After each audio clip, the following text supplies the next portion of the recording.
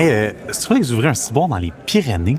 Écoute, si c'est vrai qu'on ouvre un ciboire dans les Pyrénées, ça voudrait dire que c'est vrai aussi que le ciboire, c'est deux amis d'enfance qui ont parti ça puis qui brassaient de la bière dans leur appart pendant qu'ils étaient aux études.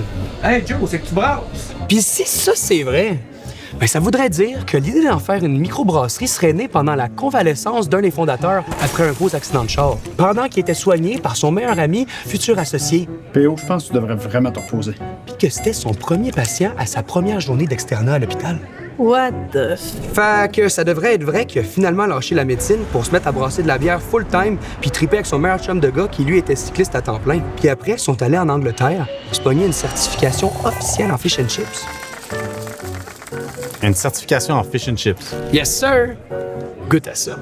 Fait que là, tu me demandes si c'est vrai qu'on est rendu à ouvrir un 6e ciboire. Après avoir rassemblé une méchante gang de tripeux à Sherbrooke, à Montréal, à Québec, après avoir organisé des beer runs et des sorties de vélo de groupe, après avoir participé à l'ouverture d'un vélodrome pour faire triper les cyclistes de la région, puis à l'ouverture d'une microbrasserie sur le campus de l'Université de Sherbrooke pour apprendre aux jeunes à brasser. Bref, vous me demandez vraiment si c'est vrai qu'on ouvre dans les Pyrénées, en France, au milieu des montagnes, pour accueillir des tripeux de vélo puis de plein air? Et au fait, c'est quoi un ciboire? D'après vous? Aïe. Aïe. Ouais.